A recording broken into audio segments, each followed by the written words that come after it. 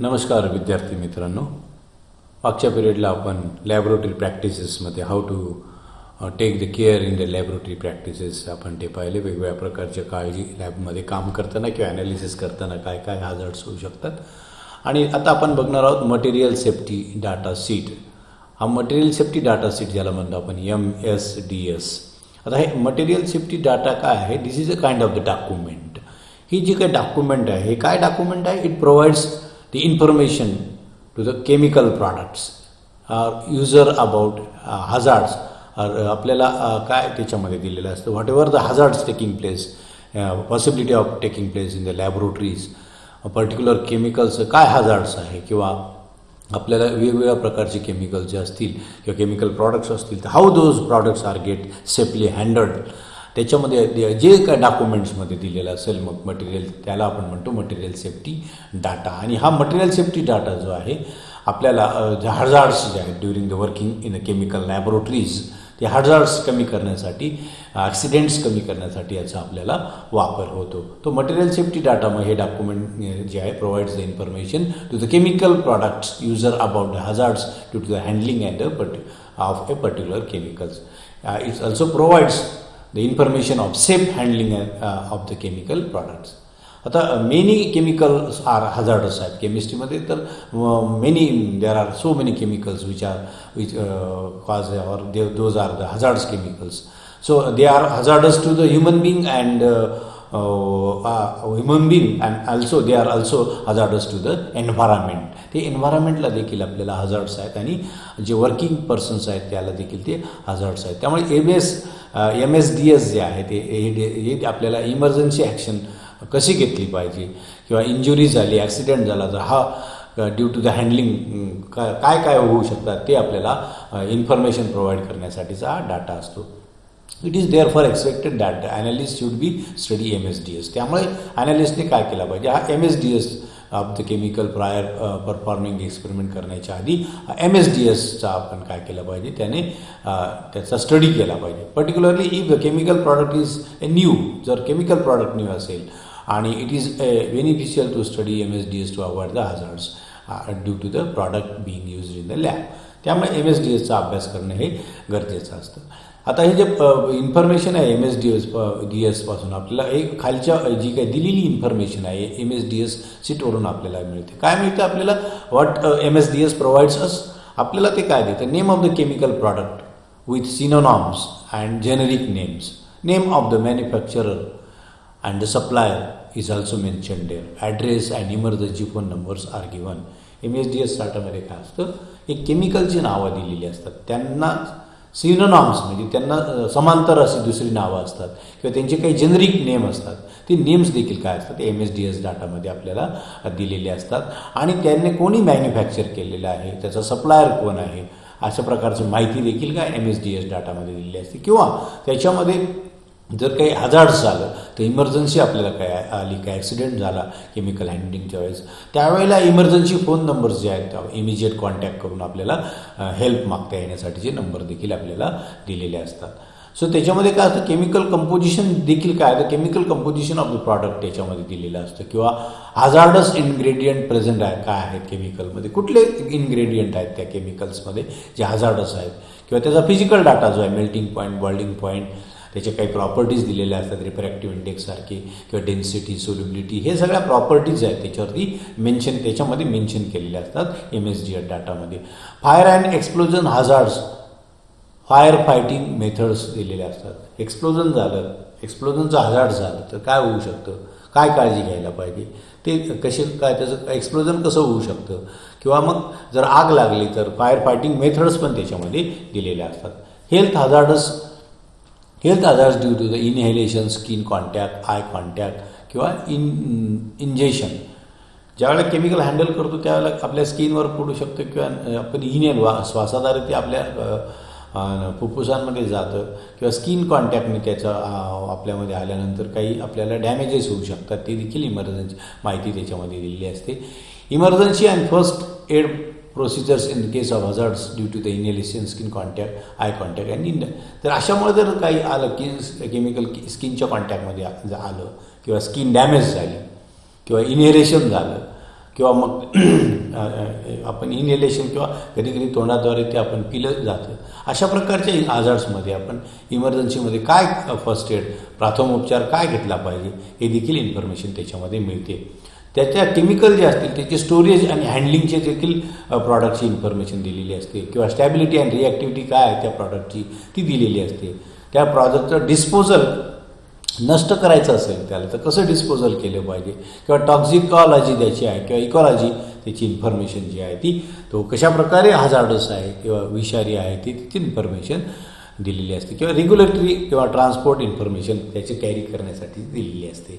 अशा प्रकारे MSDS data जो आहे it is very useful to avoid whatever the hazards happens in the chemical laboratory during the laboratory work. ते आपण avoid करू शकतो या डाटामुळे वाचून. प्रायर आपण जर डाटा वाचला तर मग हजार्ड्स मिनिमाइज करू शकतो किंवा त्याला इलिमिनेट देखील आपण करू शकतो. पुढे आहे फायर सेफ्टी. केमिकल लॅबोरेटरीजमध्ये वर्किंग करताना काय होतं possibility of various hazards is there आणि ॲनालिस्टला त्याचं प्रायर नॉलेज असणं पाहिजे लॅबमध्ये काय काय आपण सेफ्टी मेजर्स केले पाहिजेत. त्यासाठी causes of the fire in the laboratory आपण बघू. लॅबोरेटरीमध्ये आग लागण्याचं कशामुळे पॉसिबल आहे. In the chemistry lab we frequently use organic solvent आपण वापरतो. This solvents are highly inflammable and catch the fire. हे सॉल्व्हंट जे असतं केमिस्ट्रीमध्ये मोस्ट ऑफ द सॉल्व्हंट हे जे काय असतात ते कसे असतात इन्फ्लेमेबल आग पकडणारे असतात. त्यामुळे त्याच्यामध्ये ते रेडियली फायर कॅच करतात आणि आपल्याला काय होऊ शकतं लॅबोरेटरीमध्ये फायर होऊ शकतो. किंवा हिटिंग पर्पज आपल्या वेगवेगळे केमिकल्स बर्नरच्या सहाय्याने आपण हीट करतो आणि हिटिंगच्या वेळेस जे काय आहे ते क्लिअरलेसनेस जर काळजी घेतली नाही बर्नर्समध्ये लिकेज असेल गॅस टॅप होत असेल गॅस पाईपलाईनमध्ये लिकेज असेल तर त्याच्यामध्ये there is always a possibility of catching the fire in the laboratory. लॅबोरेटरीमध्ये त्यामुळे काय होऊ शकतं फायर होऊ शकतं. किंवा ज्या वेळेला केमिकल रिॲक्शन आपण कॅरी आउट करतो त्यावेळेला हिटिंग करतो त्याला क्लोज व्हेसलमध्ये आणि त्याच्यामुळे ते जास्त ओव्हर हिटिंग झालं किंवा ॲपरेटसमध्ये जर एक्स्ट्रा गॅसेस जर तयार झाले त्यामुळे एक्सप्लोजन होऊ शकतं आणि एक्सप्लोजन जे आहे त्याच्यामध्ये ते रिॲक्शन जे आहे त्याचा प्रेशर वाढला किंवा काय झालं तर आपल्याला त्याचं एक्सप्लोजन होऊन आग लागू शकते. किंवा वेगवेगळ्या प्रकारचे इक्विपमेंट्स इलेक्ट्रिकल इन्स्ट्रुमेंट्स आपण किंवा इक्विपमेंट्स लॅबोरेटरीमध्ये आपण वापरतो त्यांच्यामध्ये जर शॉर्ट सर्किट झालं ओव्हरलोड झालं तर त्याच्यामध्ये व्होल्टेजमुळे फ्लक्च्युएशन्समुळे तर त्यामुळे देखील फायर आपल्याला लॅबोरेटरीमध्ये लागू शकते. So these are the possible reasons due to which there may be the possibility of fire in the laboratory. आणि फायर जर होत असेल तर how that fire is get control in the laboratory. Control मेजर्समध्ये त्याच्यासाठी आपण काय करायला पाहिजे तर they should be a fire detector किंवा फायर एक्स्टिंग्विशर. आग विझवण्यासाठी जे लागणारे जे काही इन्स्ट्रुमेंट्स आहेत सेफ्टी फायर अलाराम तिथं असला पाहिजे किंवा अलाराम्स असतात ते सेन्सर्स त्याच्यामध्ये असतात आणि जास्त धूर निर्माण झाला किंवा हीट निर्माण झाली तर ते आपल्याला इन्फॉर्मेशन देतात. अलाराम वाजतो की कुठेतरी आग लागलेली आहे. So we can detect the fire and control in time. त्यामुळे आपण आग लागलेली आहे ते आपल्याला समजतं आणि in time it is possible to control. In case of fire it wants the people to evacuate the premises safely. त्यामुळे आपण लोक जे लॅबमध्ये असतील त्यांना सेफली बाहेर काढू शकतो. त्यामुळे फायर अलार्म किंवा त्याच्यामध्ये डिटेक्टर्स असलं पाहिजे. There should be a sufficient number of fire extinguishers. जे काही आग विझवण्यासाठी लागणारे फायर एक्स्टिंग्विशर्स असतात ज्याच्यामध्ये CO2 गॅस कार्बन डायऑक्साईड गॅसने भरलेले सिलेंडर्स असतात किंवा काही वाळूने भरलेल्या बकेट्स जे असतात ते असतात ते आपल्याला सफिशियंट अमाऊंटमध्ये तिथं असले पाहिजेत. There should be the gas sensors to in the lab to detect the leakage. LPG गॅसेसचा वापर केला जातो. लिकेज डिटेक्ट करण्यासाठी तिथं सेन्सर्स असले पाहिजे. Only required quantity of organic solvent should be brought on working on the table. आता जेवढेच organic solvent आपल्याला इसेन्शियल आहेत तेवढेच ते वर्किंग टेबलवर आणले पाहिजे. खूप जास्तीचे सॉल्व्हंट किंवा केमिकल्स तिथं गोळा करायला नको. In presence of organic solvent heating should be carried out in a water bath. Organic solvent heat करायचे असतील तर ते डायरेक्ट हिटिंग न करता डायरेक्ट हीट केल्याने हीट वाढल्यामुळे they catches the fire. So in order to avoid that ते organic solvent जे असतात those solvents should be get heated in the water bath. म्हणजे वॉटर बाथमध्ये पाणी घेऊन मग त्या पाण्यामध्ये ते सॉल्व्हंटचं कंटेनर ठेवून त्याला हीट करायला पाहिजे जेणेकरून आपल्याला हजार्ड्सच्या हिटिंगमुळे ते अवॉइड होऊ शकतील. Smoking is strictly prohibited in the laboratory. Some people are use to smoke in the laboratories. जे ॲनालिस्ट असतात तर लॅबोरेटरीमध्ये स्मोकिंग केल्यानंतर automatically it catches a fire. कारण त्याच्यामध्ये ऑर्गॅनिक सॉल्व्हंटच्या फ्युम्स नेहमी लॅबोरेटरीमध्ये असतात आणि they may be cause fire and the hazards is get happen in the laboratory. आता देअर केमिकल ज्या आहेत त्याच्यामध्ये रिॲक्शन्स ज्या आहेत त्या chemical reaction never be kept unattended. Some should always keep watch on it. आपण काय करतो बऱ्याच वेळेला मोस्ट ऑफ द रिसर्च लॅबोरेटरीजमध्ये केमिकल रिॲक्शन लावून दिला जातं आणि केमिस्ट काय तिथून निघून जातो जो त्याच्याकडे लक्ष ठेवत नाही. तर त्या दुर्लक्ष करता कामा नये. We should be always there during the reaction. Heating असेल किंवा कंडेन्सेशन प्रोसेसेस असतात 12-12, 15-15 तास त्या प्रोसेसेस कॅरीड आउट केले जातात. ते आपण तिथं कोणीतरी पर्सनने हजर असलं पाहिजे. त्याच्यावरती we should have to keep vision on that. आपली नजर तिथं असली पाहिजे. त्यामुळे हजार्ड्स कमी होऊ शकतात. There should be a periodical inspection of the electrical instrument. There should be use of standard and safe wearing in the laboratory. आता इलेक्ट्रिकल इन्स्ट्रुमेंट वेगवेगळ्या प्रकारचे वापरले जातात. त्यांचं ऑडिट झालं पाहिजे. ते इन्स्ट्रुमेंट सेफ आहेत का किंवा त्यांचे ते are whether they are working properly or not.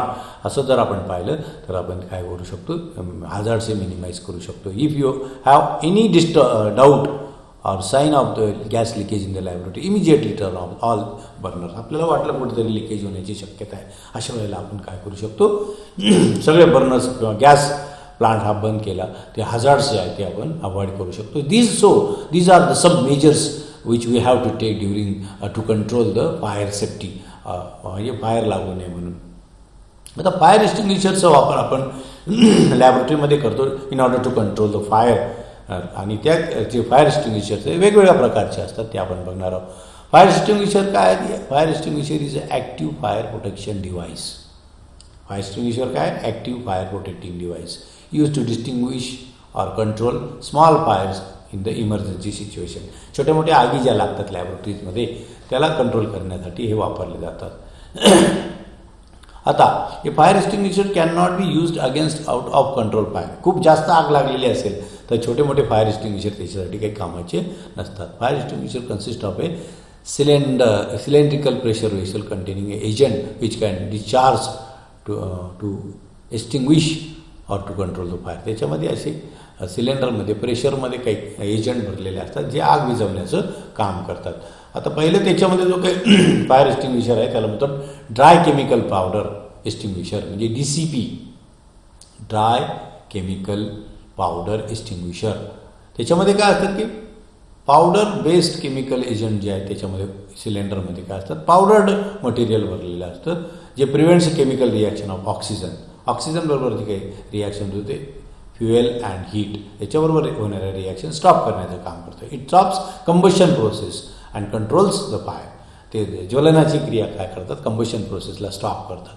हे जे काही DCP एजंट्स जे असतात chemical agents they are mono ammonium phosphate, sodium bicarbonate किंवा potassium bicarbonate, potassium chloride or mixture of sodium bicarbonate and urea हे त्याच्यामध्ये हे त्याचे कन्स्टिट्यूएंट असतात.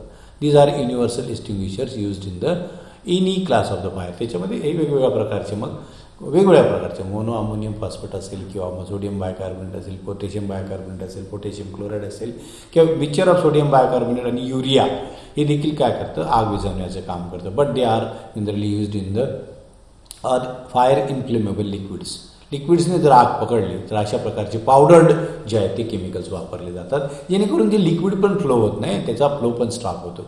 काही असतात फोम एक्सटिंग्विशर. याच्यामध्ये जर आपण त्याला एक्सटिंग्विश केलं तर फोम्स त्याच्यातनं बाहेर पडतात. Foam is use to create a blanket which is a heat resistance. ते फोम काय करतात आगीवरती ब्लँकेटसारखं पांघरुणासारखं काम करतात आणि आग काय केली जाते विझवली जाते. Foam spread on the applied area and it does not allow to spread. त्याला तो पसरू देत नाही. It forms aqueous film on the applied area and these aqueous films are forming foams are used in small fire due to liquid like oils, solvent, petroleum products, paints, varnishes याच्यामुळे जे आगी लागतात त्याला फोमने आपण कव्हर करून तो. आता अलीकडच्या काळामध्ये फ्लोरोप्रोटीन्स फोमिंग एजंट म्हणून वापरले जातात. These are made up of natural proteins and the synthetic film foaming materials. These are more heat resistance than the aqueous film foams. Aqueous film फोमपेक्षा आता हे नॅचरल प्रोटीनपासून बनलेले मटेरियल जे आहे ते फोमिंग एजंट म्हणून वापरले जातात. आणि हे असे फायर एक्सटिंग्विशर आहे इथे त्याची असेंब्ली असते आणि आपण त्याच्यावरती फोमिंग एजंट जे आहे ते पावडर फॉर्ममध्ये, फोम फॉर्ममध्ये किंवा लिक्विड फॉर्ममध्ये असतात ते आपण त्याच्यावर स्प्रे करू शकतो. पुढचा आहे कार्बन डायऑक्साईड एक्सटिंग्विशर. CO2 जे आहे त्याच्या एक्सटिंग्विशर कॉम्प्रेस CO2 ज्या सिलेंडरमध्ये भरलेला असतो आणि जो when it is used in a fire area it reduces oxygen concentration by increasing. CO2चं कॉन्सन्ट्रेशन वाढवतं आणि ऑक्सिजनचं कॉन्सन्ट्रेशन कमी करतं, कारण oxygen is useful to catch the fire or it helps to to enhance the fire. आग वाढवण्याचं काम ऑक्सिजन करतो म्हणून त्याचं प्रमाण CO2चं वाढतं आणि ऑक्सिजनचं कमी केलं जातं. But it can not be used in close rooms. हा क्लोज रूममध्ये CO2 वापरला जात नाही, कारण तो आपल्याला it is more effective in electrical fires. Electrical फायर्समध्ये CO2 गॅसचा जास्त वापर केला जातो. CO2 एक्सटिंग्विशर्स 2 प्रकारचे असतात त्याच्यामध्ये. एका टाईपमध्ये काय असतं, CO2 गॅस जो आहे कॉम्प्रेस्ड CO2 गॅस सिलेंडरमध्ये भरलेला असतात आणि सेकंड टाईपमध्ये काय असतं, सोडियम बायकार्बोनेट आणि ॲसिड H2SO4 सारखे आज प्लेस्ड इन 2 कंपार्टमेंट असतात त्याच्यामध्ये ठेवलेले असतात सिलेंडरमध्ये. आणि the fire extinguisher is struck on the ground loudly to mix the 2 contents which generate CO2 gas. ते दोघी जे काही सिलेंडर आहेत म्हणजे जोराने आदळलं जातं आणि त्याच्यानुसार मग आपल्याला CO2 गॅस तयार होतो आणि आग विझायला मदत होते. पुढचं एक्सटिंग्विशर जे आहे ते हॅलोजन गॅस एक्सटिंग्विशर वापरलं जातं. Halon gas is liquid gas. Halon gas कुठला, हॅलोजन गॅस त्याला आपण म्हणतो. Bromo trifluoromethane gas CF3BR, bromo trifluoromethane gas हा गॅस वापरला जातो.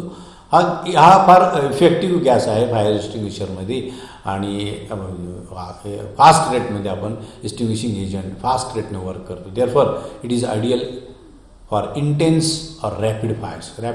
खूप जास्त आग लागलेली असेल किंवा रॅपिड फायर्स असतील तर त्या ठिकाणी हा CF3BR किंवा त्याला ब्रोमो ट्रायफ्लोरोमिथेन हा वापरला जातो. It is useful against fire due to the liquids or gases substance. Liquid किंवा गॅसमुळे ज्या आगी लागतात त्या ठिकाणी हा हॅलो गॅस एक्सटिंग्विशर जो आहे हा वापरला जातो. किंवा इलेक्ट्रिकल जरी फायर लागला असेल तरी त्याचा वापर केला जातो. असे 4 प्रकारचे एक्सटिंग्विशर्स हे वापरले जातात वेगवेगळ्या ठिकाणी ॲज पर द नीड, जसं गरजेनुसार.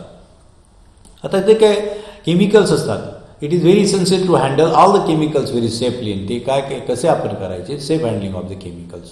काय करायचं त्याच्यामध्ये सेफ हँडलिंग, हार्मफुल जे काही केमिकल्स असतील लॅबोरेटरीमध्ये, हजार्डस केमिकल असतील त्यांचं कसं काय केअर घेतली पाहिजे, तर make sure that all containers of chemical are properly labelled. प्रत्येक कंटेनरला प्रॉपर लेबल, त्याचा नावाचंच लेबल त्याला व्यवस्थितपणे लावलेलं. Do not use any chemical if it is not gate labelled. एखाद्या बाटलीवरती केमिकलच्या कंटेनरवरती जर लेबलिंग नसेल तर ते केमिकल वापरू नये, कारण we don't know what kind of the chemical is there or what kind of the hazard should happen by that chemical. त्या केमिकलने काय हजार्ड होणार आहे हे आपल्याला माहीत नसल्यामुळे ज्या बाटलीला लेबल नाही ते वापरायचं नाही. Read labels of container carefully. कंटेनरला कुठलं लेबल आहे ते केअरफुली, त्याचं काय कॉन्सन्ट्रेशन दिलेलं आहे, काय प्रॉपर्टी दिलेलं आहे ते नीट वाचलं पाहिजे. Read material safety data, MSDS जो आहे डाटा तो नीट वाचला पाहिजे. त्यामुळे हजार्डस आहे केमिकल्स आहेत त्याचे प्रिकॉशन म्हणून आपण कमी करू शकतो. त्यामुळे ते आधी वाचलं पाहिजे. Use the chemicals only for their prescribed purpose. ज्याच्या कामासाठी ते केमिकल आहे तेवढ्याच कामासाठी वापरलं पाहिजे. Don't use organic solvent to clean your hands. बऱ्याच वेळेला आपण हँड क्लिनिंगसाठी काही लोक ऑर्गॅनिक सॉल्व्हंट्स वापरतात आणि त्यांच्या फ्यूम्स जर पसरल्या तर ते आग पकडू शकतात. त्यामुळे ऑर्गॅनिक सॉल्व्हंटचा वापर करू नये. नंतर follow all procedures as you have been trained or guided by the teacher. ज्या वेळोवेळी आपल्याला सेफ्टी प्रोसिजर्स असतात, काही प्रोसिजर दिलेल्या असतात त्यांचाच वापर केला पाहिजे. Be cautious, plan proper and think what we can go wrong during use of chemical. काळजी घेतली पाहिजे. केमिकल हँडलिंग करताना काय चूक होऊ शकते हे पण आपल्या आधी we must have there in the mind, ते आपल्या डोक्यामध्ये असलं पाहिजे. Store all chemicals properly in ventilated cool and dry places. Chemicals ठेवण्याची जागा कूल, व्हेंटिलेटेड आणि ड्राय असली पाहिजे. Keep acids in fuming chamber. Fuming चेंबरमध्ये जे ॲसिड्स आहेत ते ठेवले पाहिजे, कारण जे फ्युम्स सातत्याने निघत असतात त्यामुळे हॅझार्ड होऊ शकतो. Keep larger and heavy bottles in lower racks. मोठमोठ्या बॉटल्स असतील, कंटेनर्स असतील ते खालच्या रॅकमध्ये, वरच्या रॅकमध्ये न ठेवता जे जमिनीला जवळ असा रॅक असेल तिथे ठेवली पाहिजे. Chemicals level should not be more than 1.5 metres from the floor level. खूप उंच केमिकल रॅक जे असतात ते नसायला पाहिजे. Different types of the chemical like inflammable material, oxide, organic solvent, strong acids, different cells. वेगवेगळ्या सेल्समध्ये त्यांचं कुठलं एकमेकांना अशी रिॲक्ट होऊन एक्सप्लोजन किंवा फायर पकडू शकतं, ती काळजी आपण घेतली पाहिजे. असे केमिकल्स एकमेकांपासून लांब वेगवेगळ्या रॅकमध्ये ठेवले पाहिजे. आणि इमर्जन्सी प्रोसिजर्स जे आहेत, सेफ्टी इक्विपमेंटची इन्फॉर्मेशन आपण गॅदर केली पाहिजे. त्यासाठी आपण सेफ्टी इन्स्ट्रुमेंट आपल्याला हँडल करता आले पाहिजे. त्याच्या मेडिकल इमर्जन्सीच्या वेळेस आपल्याला फर्स्ट एड काय असतं, कुठकुठल्या केमिकलसाठी, हे प्रायर नॉलेज आपल्याला काही गोष्टींचं असलं पाहिजे. किंवा मग डिफरंट रूट्स आहे केमिकल इन ह्युमन बॉडी, वेगवेगळ्या प्रकारे कसे जाऊ शकतात शरीरामध्ये chemicals. Inhalation into lungs, absorption to the skin and through cuts, जखम असेल त्याच्याद्वारे पण जाऊ शकतात. इंजेक्शन वाया माउथ किंवा इंटू गॅस्ट्रोइंटेस्टिनल सिस्टम, अन्ननलिकेमध्ये आपण ओढल्यामुळे काही केमिकल्स ओढतो, सक करताना आपण ते शरीरात जाऊ शकतात. So all the containers of chemicals are labelled with a specific sign. Containers बघा अशा वेगवेगळ्या प्रकारचे साईन दिलेले असतात. ऑल केमिकल्स हजार्ड साईन्स हे दिलेले असतात. त्याच्यामुळे आपल्याला कळतं हे एक्सप्लोजिव्ह आहे, इन्फ्लेमेबल आहे, ऑक्सिडायझिंग आहे, करोजिव्ह आहे, हार्मफुल आहे का काय आहे, किंवा डेंजरस टू एन्व्हायरमेंट आहे. अशा प्रकारचे वेगवेगळे साईन असतात. त्या साईनचं पण प्रायर नॉलेज आपल्याला असलं पाहिजे. त्याच्यामुळे आपल्याला कळतं हे एक्सप्लोजिव्ह आहे, याच्या काळजीपूर्वक आहे. बघा एक्सप्लोजिव्हचं साईन आहे, हे ज्या खूप आग पकडणारे, हायली इन्फ्लेमेबल आहे. ऑक्सिडायझिंग म्हणजे हे ऑक्सिडेशन होणारे केमिकल आहे. करोजन होतं काहींचं, स्किनला इरिटेशन वगैरे होतं. काही टॉक्झिक विषारी असतात, काही इरिटंट नाकाद्वारे जर गेले तर त्याचा त्रास होतो, काही डेंजरस असतात एन्व्हायरमेंटला. अशा प्रकारचे these are the some tags, signs are there on the bottles, कंटेनरवरती हे लावलेले असतात. ते आपण पाहिलं पाहिजे.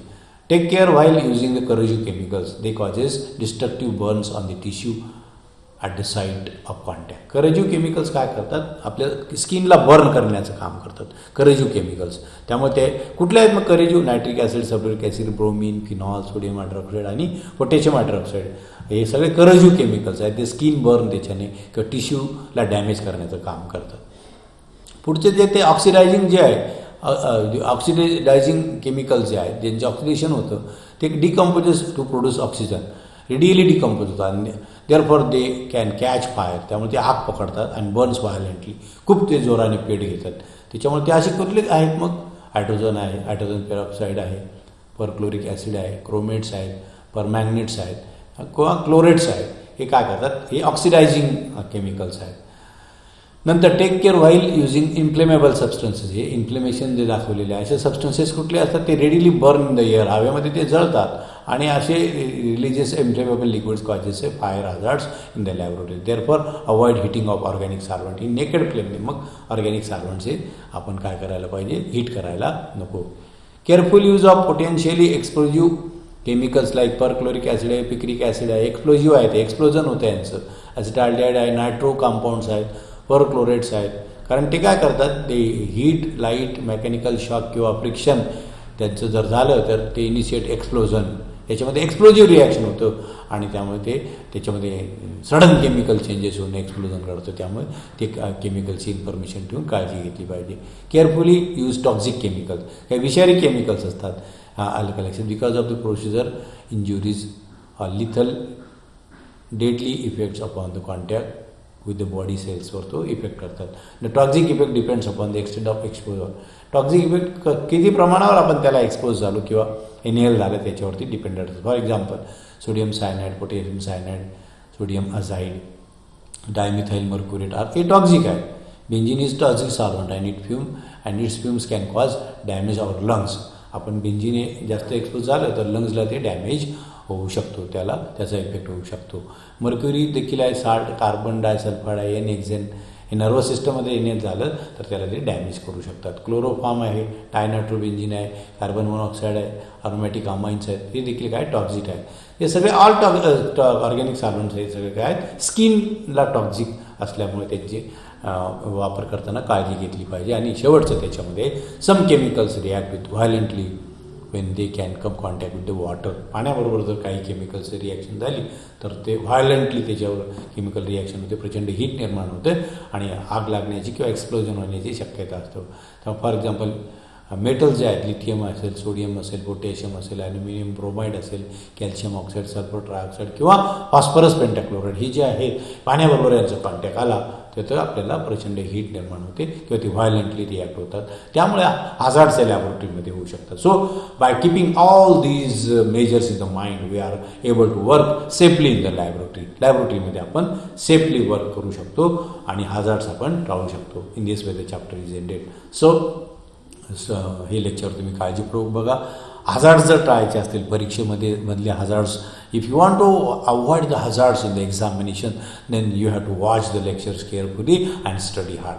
आता त्याच्यासाठी चॅप्टर संपलेले काही प्रश्न आहेत त्याच्यामधले ते तुम्हाला मी स्क्रोल करतो in order take the screenshot आणि मग तुम्हाला त्याची आत उत्तरं खाली दिलेली ती पण तुम्हाला काय करता येतील, ते उत्तर तुम्हाला कम्पेअर करता येतील. हे तुम्ही एक स्क्रीनशॉट करायचा, स्टडी करा, कारण objective are important nowadays. याचा स्क्रीनशॉट तुम्हाला काढता येईल. मी स्क्रोल मुद्दामच करतो आहे, ते तुम्हाला याचं फायदा होईल. खाली उत्तरं दिलेली आहेत ती पण तुम्हाला कम्पेअर करण्यासाठी हे उत्तरं दिलेली आहेत. काही 2 मार्काचे प्रश्नही तुम्हाला वाचून ठेवायचे म्हणजे ऑब्जेक्टिव्ह सॉल्व करायला मदत होते. प्रश्न वाचून त्याची उत्तरं शोधण्याचा प्रयत्न करायचा. If you will not find the answers then write me on the WhatsApp group or give me the questions on WhatsApp and my personal WhatsApp or the telephone number, so I will try to solve it. मी तो solve करण्याचा प्रयत्न करेल. अशा प्रकारे हे काही 3 मार्काचे 4 मार्काचे प्रश्न आहेत. मी स्क्रोल करतो फॉर युअर इन्फॉर्मेशन आणि अशा प्रकारे हे चॅप्टर संपलेलं आहे. पुढचं आपलं आहे ॲसिड बेस्ड टायट्रेशन. ते चॅप्टर आपण मग पुढच्या वेळेला आपण बघू. Thank you very much.